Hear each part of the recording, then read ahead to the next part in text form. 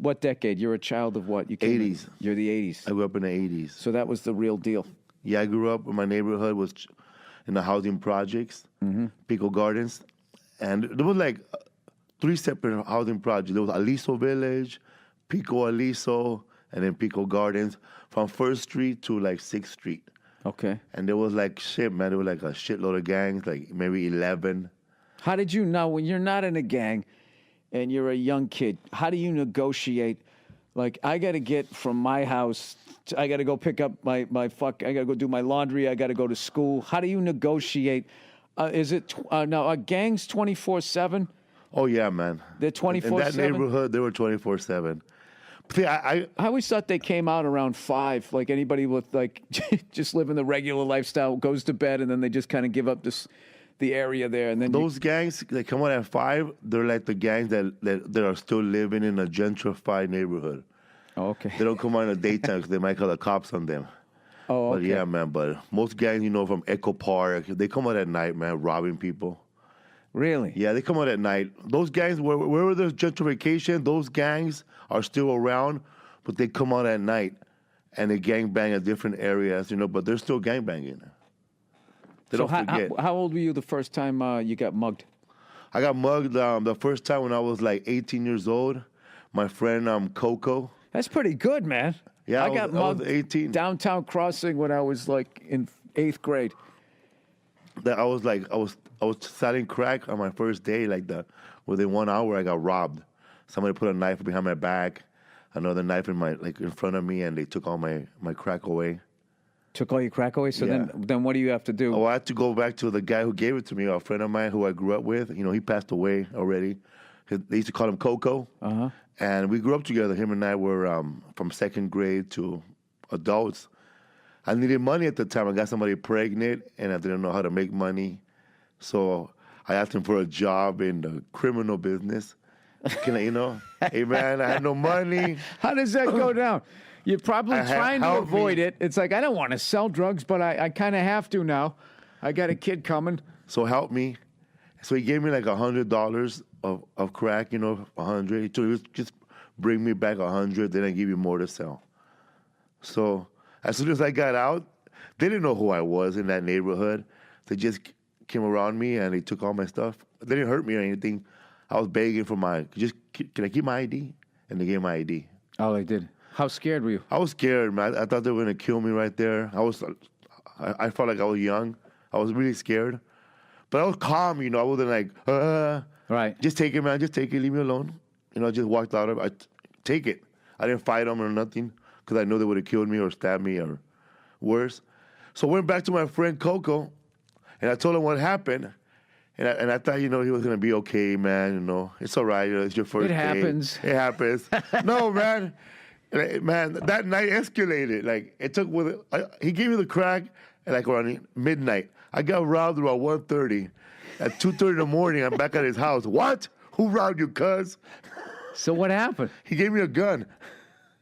He gave me a pistol. Christ. And he got himself a pistol, and he put a blue handkerchief on his head, and he put a black beanie on, and we both went looking for those guys.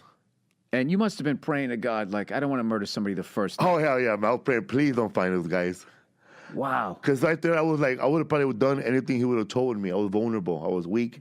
Right. I didn't know what to do. So we went together, and we saw one guy that saw what happened, but he didn't do anything. And then he kind of hit him real hard. And who did it, man? Where are they at?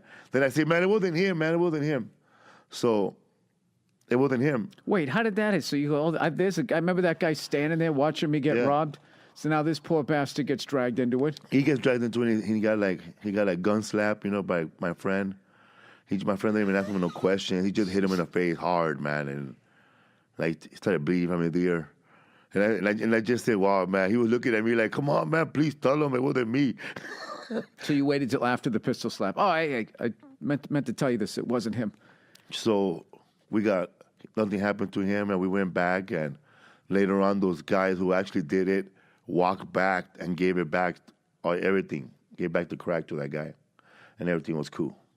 Because what he They had? said, sorry, we didn't know that. They were afraid of that guy. Yeah, sorry, we didn't know Batman was with you. Yeah, that was your street nickname. Yeah.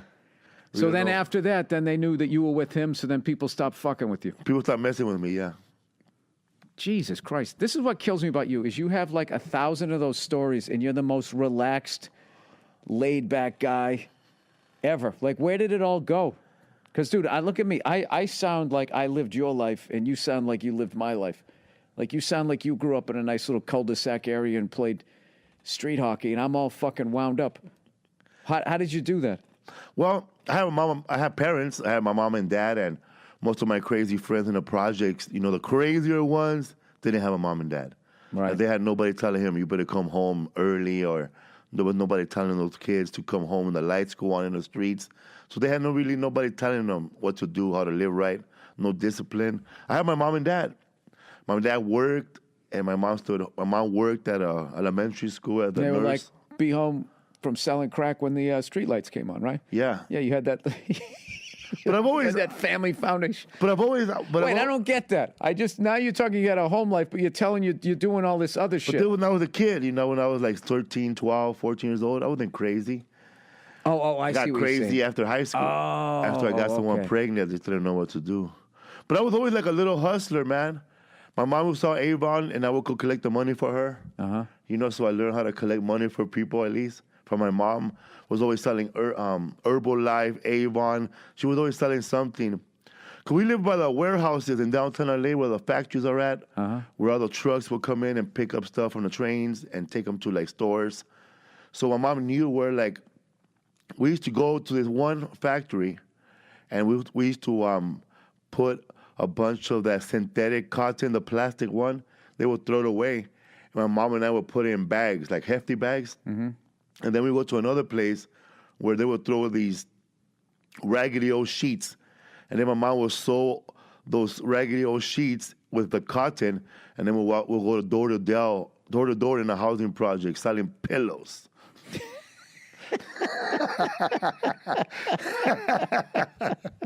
So you guys were a real green family, man. You were there recycling. That's wonderful. Everything we sold, we found in the trash. And we sold it we sold pillows. I used to, when I was like 14, I used to walk to downtown What LA. would you do with pallets? Would you build a little house and then sell that? No, man, that's too much work. We want fast money. Oh, okay. Cash. There was a bunch of factories where I live. You know, I felt like Henry Hill from Goodfellas, right? Because they were always stealing stuff from the airport, and we were always taking stuff from these factories. I wasn't stealing from these factories. My friends were. I was taking stuff from the trash. Like there was a watermelon factory, and they would throw away rotten watermelons, and I would get the watermelons and cut them in half. What is a watermelon? Like they make watermelon? Like, you grew them. No, they would get them from the farmer, I guess, and they would hold them there. They have pallets full of watermelon because there's like a grocery area of downtown LA where every grocer gets all this all their stuff, flowers, stereos, you know, you name it, piñatas. I know where everything is at. Suits, cheap suits. I know where everything's at. So we get the So you would hang out and just go to the dumpsters, and whatever they threw out, you would then go sell. Yeah, I would cut that watermelon in half and then go sell it to the Mexicans, day laborers, everybody that's working in the factories, bunch of immigrants. Right. And I would sell the half a watermelon for $1, $2, $5. I would just cut the rotten piece off, you know what I mean? Or every once in a while, nobody's looking, I would send my little homegirl, this little well, she's a lesbian now, but we didn't know she was a lesbian now. She was like a tomboy. Right. I would send her in there with my brother, and they would like, when nobody was looking, they would throw good watermelon in the trash can too. So we had a mixture of good and bad watermelons. How long did you stay in that whole world of selling crack and all of that and all those fights and biting the guy's ear off and all that shit before you became a comedian? Like how long was that period of your life? That was my period from 18 years old to like 21 and a half. 21 and a half. Because at 21 is when I was like messing up already, man. I was smoking a lot of PCP. That was like my drug of choice for the time being. And man, I used to get all crazy. What is PCP? PCP is like, I think it's elephant tranquilizer. That's what the that people is? tell me. I used to always hear that growing up. PCP, angel dust, and all that. And Yeah, angel dust is like a crystallized PCP. You could put it in a cigarette. But PCP, in my neighborhood, we were at the PCP capital of Los Angeles. Like in my neighborhood, they sold gallons of it. People had they would have sparkless water full of PCP. So everybody had